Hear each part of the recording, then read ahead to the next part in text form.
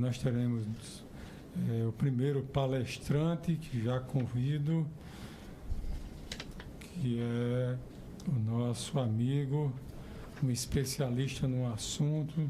Aliás, ele é muito polivalente, mas sempre muito bem informado. Disseu Simabucuru. Eu peço licença para aqui. Obrigado, deputado Evandro. Eu gostaria de apresentar de forma bem resumida o seu currículo: administrador de empresa, especialista em ESG, marketing e comunicação, CEO da BioLegacy Comunicação e Sustentabilidade, diretor de sustentabilidade e ESG CDL Natal, presidente do LIDE ESGRN, ele que nós conhecemos e se tornou um potiguar pela sua inserção aqui na nossa sociedade, pelo trabalho, bom trabalho. Um efeito de emergência climática, né? Não foi apenas ao acaso, isso não aconteceu de repente. E, diante disso tudo, quais são as questões que são levantadas para o Brasil e para o mundo inteiro, e não pode deixar de ser para o Estado do Rio Grande do Norte? Que questões são essas? Que a gente precisa avaliar as questões de resiliência climática, né? Como é que a gente vai suportar essas questões, esses eventos que certamente ocorrerão, talvez com mais intensidade do que a gente tem visto. Isso os cientistas todos já colocaram. Na mesma época, acho que agora há pouco, o que aconteceu no Rio Grande do Sul aconteceu no sul da Alemanha também, inundou tudo ali, né? Isso está na Índia, 60 graus, 100 pessoas morreram no único dia que essa temperatura atingiu 60 graus. Então, assim, essas questões todas, elas estão criando uma percepção no mundo, como eu vou mostrar aqui nas pesquisas, essa sobre qual é o medo que aflige a humanidade, tá certo? Essa aqui, em cima do Brasil. Desemprego e inflação nas questões pessoais, mas logo nas questões sociais, mudanças climáticas, isso aflige 82% das pessoas no Brasil. Depois guerra nuclear e as outras questões. No mundo não é diferente. Então a gente tem ali 76% no mundo mudanças climáticas, hackers 75%, então as outras informações. Ou seja, mudanças climáticas afligem todo o planeta, toda a humanidade, né? Então, de cada 10 pessoas, 8 no Brasil estão muito preocupadas com isso. E quais as consequências disso? Para ser mais rápido, essa é uma questão de mudanças climáticas feita no Brasil por divisão aí de homens, mulheres, mas olha ali, o Brasil vem em segundo com maior preocupação de emergência climática. O primeiro está o México, e dá para vocês verem aí todos os países que estão preocupados com isso. A pesquisa é da Elderman, ela faz isso anualmente, uma pesquisa mundial sobre o assunto. O que as pessoas no Brasil olham e entendem como responsabilidade? Governo nacional e governo regional, né? O que os governos vão fazer diante disso? É o que está sendo discutido em Brasília. Eu tive até no Senado Federal, exatamente apresentando o mesmo assunto no Senado, e está preocupando todo mundo. Eles já estão tomando algumas ações. Aí, para passar rápido, essa pesquisa foi feita logo depois do desastre do Rio Grande do Sul. 99% das pessoas acreditam que as mudanças climáticas estão ligadas diretamente à enchente. Então, a gente não tem negacionista climático depois do evento do Rio Grande do Sul. Isso é muito importante, porque dá foco para as ações que têm que ser tomadas, tá? Bom, então, na mesma pesquisa ali, se sofreu algum desastre ambiental, calor extremo, enchentes, inundações, deslizamento de terra. Por causa das mudanças climáticas, você vê que ela está meio equilibrada: poluição industrial, desmatamento, ocupação desordenada das cidades, uso de combustíveis fósseis. Isso perguntas aí para a população. Aí chega no seguinte: o que a gente quer discutir, e é o próprio tema do evento, as questões ambiental, social e de governança. É o que faz a sigla ESG, para nós a ESG, no mundo inteiro. né? O que é o ESG de forma muito resumida? Isso está ligado às empresas, tá certo? É uma questão que as empresas estão adotando no mundo inteiro, né? Isso foi criado em 2004, 2005, o Kofi Annan, com o setor financeiro, discutindo o que o dinheiro, o que o capital ia fazer diante das questões ambientais, sociais, no mundo inteiro. Então, em 2004, 2005, na ONU, se definem as questões de ESG. Ela toma corpo com muita força logo depois da pandemia. Ela já vem forte, mas logo depois da pandemia, que botou todo mundo no mesmo sapato, quer dizer, pobre, rico, japonês, inglês, brasileiro, no mundo inteiro, se teve diante da pandemia, todo mundo com medo de morrer, né? E essas questões do ESG tomaram muita força.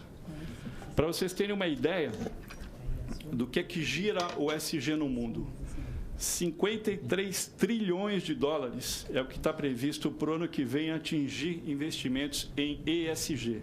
Isso é mais de 1/3 do capital circulante no mundo inteiro, tá certo? No Brasil, nós estamos aí fechado aí em 23, 2 bilhões de dólares, 10 bilhões de reais, só em fundos de investimento, ou seja, empresas que captam dinheiro verde e emite debêntures, emite dívida na CVM para investimentos. Agora, vejam só ali, os primeiros 9 meses do ano passado, então não inclui esses últimos desastres, se perdeu 295 bilhões de dólares, tá certo? Só com emergência climática. 16 bilhões e meio foi a perda em 21 só no agronegócio, agropecuária e agricultura. 16 bilhões e meio por evento climático, isso em 21. Então, se a gente olhar assim, qual é o dinheiro de prejuízo no Rio Grande do Sul? Se eu não me engano, eu vi uma reportagem só a indenização de carros. Nós estamos falando em 6 bilhões de reais. Seguro de carro, tá certo? Qual é o grande problema no mundo, e que vai ser um problema para todo mundo? Seguro de casa, por exemplo. Lá no Rio Grande do Sul, acho que é o estado com o maior número de casas asseguradas, 38%, se eu não me engano, mas que não cobre as questões de emergência climática. Não está no seguro. Está no seguro incêndio, roubo, que a gente acostuma ver. Agora, colocar emergência climática no seguro vai subir muito. As resseguradoras, que são as empresas que fazem o seguro, que é o seguro do seguro, tá certo? As resseguradoras, elas calculam um dinheiro gigantesco para as emergências climáticas, né? Porque nas empresas, quando você não consegue controlar um risco, você terceiriza. Terceiriza como? É o seguro.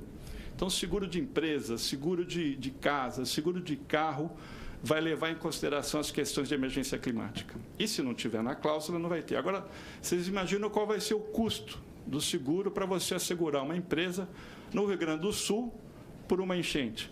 O valor vai ultrapassar em muito o que seria razoável pagar. Então, para a gente ter uma ideia, importante salientar, quando a gente fala de sustentabilidade, quando a gente fala sobre essas questões de meio ambiente, essas questões de impacto social, de governança, nós estamos falando de capital, nós estamos falando de dinheiro. Não estamos falando assim, é importante a questão ambiental, é importante.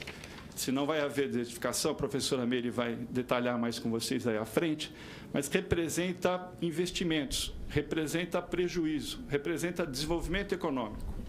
Então, eu vou passar rápido, meu tempo já está se esgotando. Isso aqui é uma avaliação, por exemplo, todas as empresas eólicas de capital aberto, você encontra um rating de avaliação sobre risco econômico dessas empresas. Então, por exemplo, na energia, o risco é médio, 22,7. Risco para o quê? Para os investidores colocarem dinheiro. Essas empresas avaliam qual é o risco de retorno do capital investido, tá certo? As questões de ESG deles são fortes, eles trabalham muito bem as questões do ESG. A exposição ao risco é alta. E ali embaixo, se vocês estão vendo ali, é classificação de controvérsia. Onde é que há controvérsia dentro dos parâmetros ESG? Então, por exemplo, essa controvérsia aqui é da Enel Américas. Ali ela coloca de qualidade e segurança. Mas aqui deixa eu voltar, Enel Energia, sociedade comunitário. Então, esse é problema com comunidade.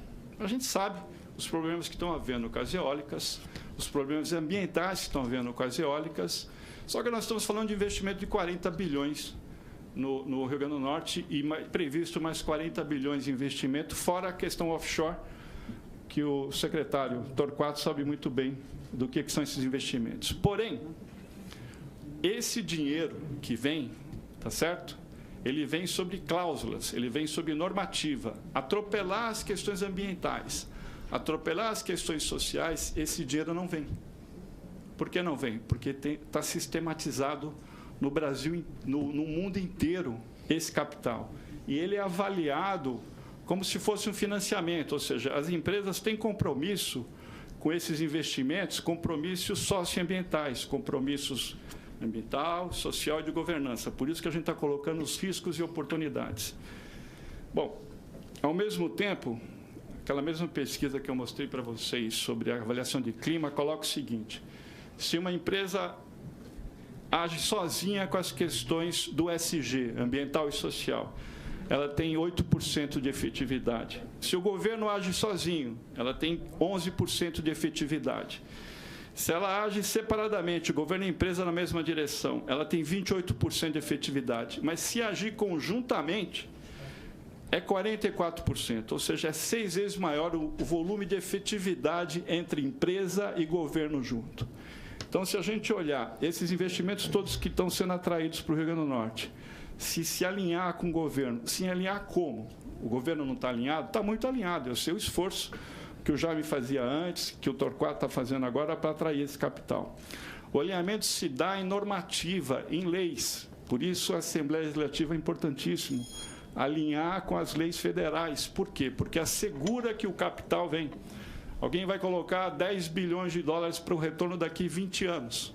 Como é que eu vou colocar o dinheiro se não tiver um asseguramento sobre esses investimentos? Não vem o dinheiro, tá certo? Por isso é importante essas questões todas. Aqui eu não vou detalhar, mas fala sobre as ações principais entre governo e empresa que nós deveríamos tomar em relação a isso. Isso é importante, deputado Hermano. Em 2026, a CVM, através da Resolução 93, vai obrigar a todas as empresas de capital aberto a aderir a um relatório de ESG que chama IFRS, S1 e S2.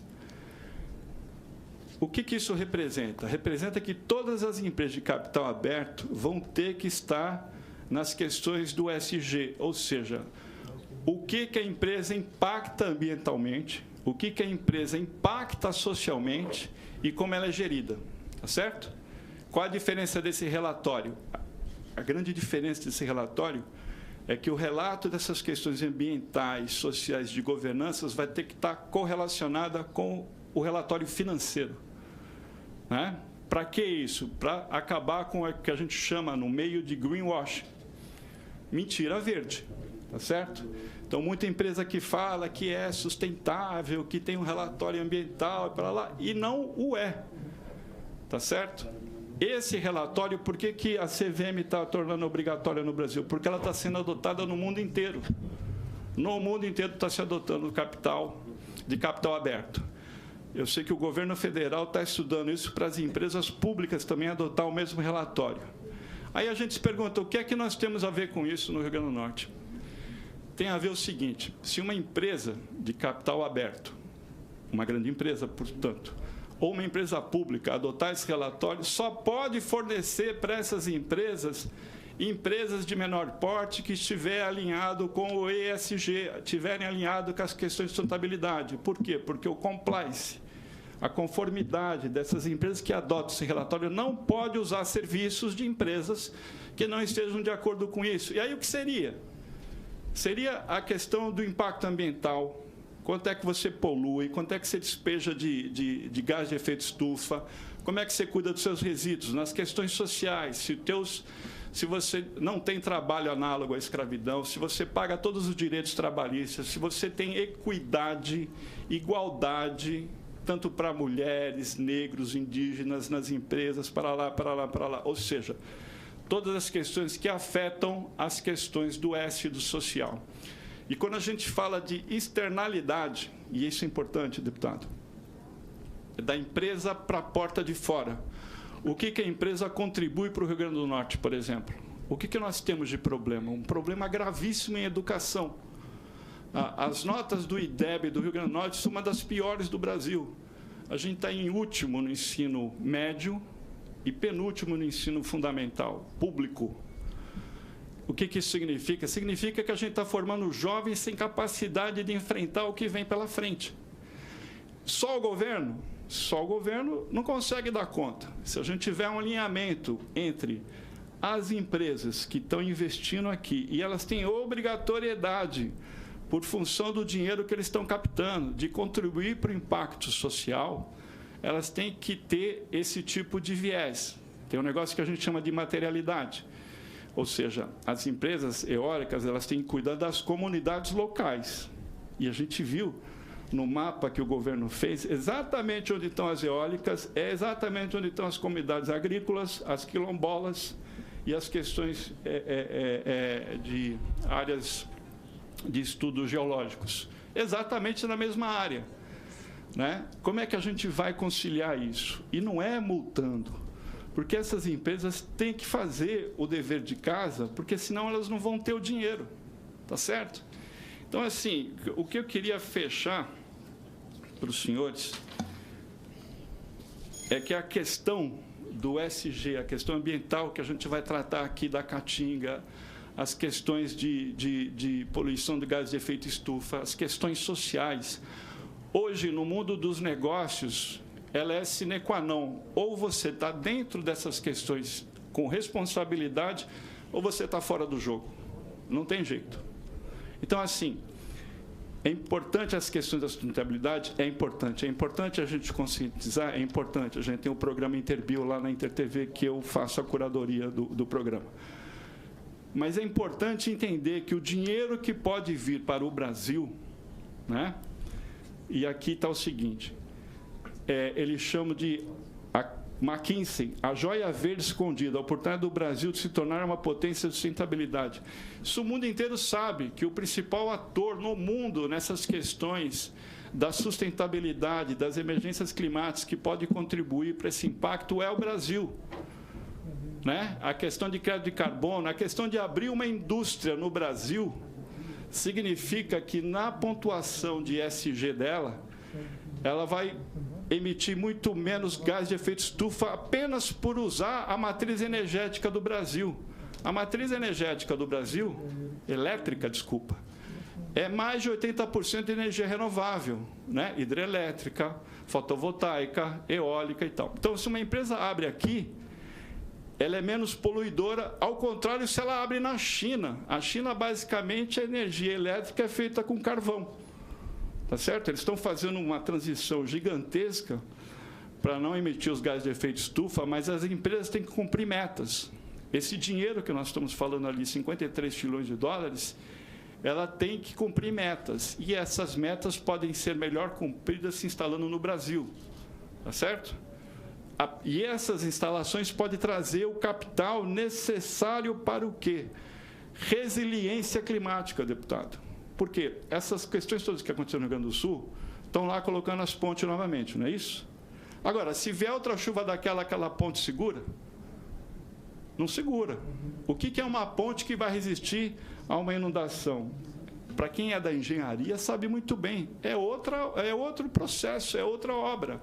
Então, o que o mundo está olhando, neste momento, o que mais está preocupando os governos estacionais e internacionais, e vai ser pauta do G20, é resiliência climática. Né? Porque a questão toda já entornou.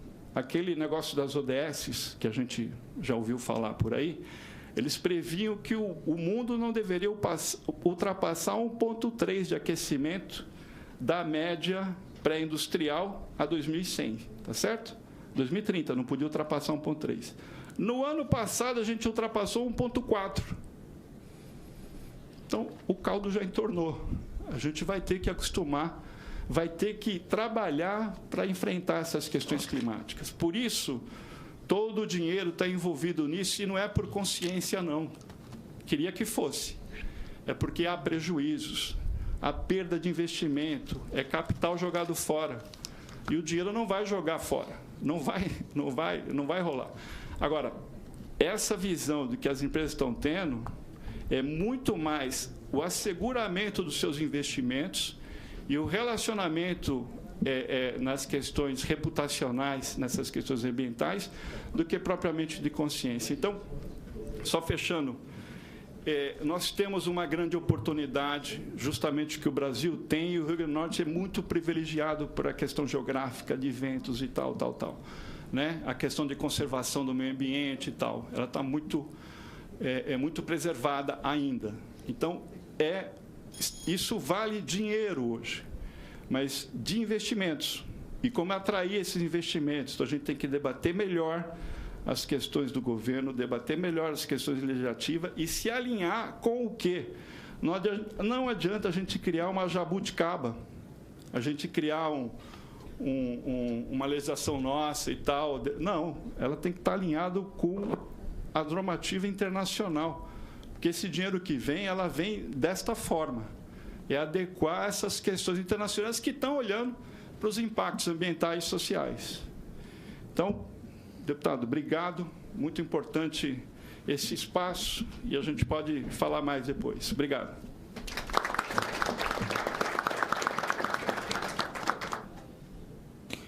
Gostaria de agradecer ao amigo Odisseu, parabenizá-lo pela sua palestra resumida, que ele tem assunto aqui e informação para a tarde inteira, mas ouviremos outras pessoas. Mas a sua palavra já baliza aqui o nosso debate de hoje, a necessidade do Estado do Rio Grande do Norte, com o potencial que tem, e a necessidade também de desenvolvimento, se adequar, se atualizar, se preparar para que esses investimentos cheguem ao nosso Estado e que nós possamos promover o desenvolvimento com sustentabilidade, sem esquecer do que está acontecendo em todo o mundo, né? Nós estamos inseridos nesse contexto, é importante que nós estejamos devidamente preparados para essa nova fase da humanidade.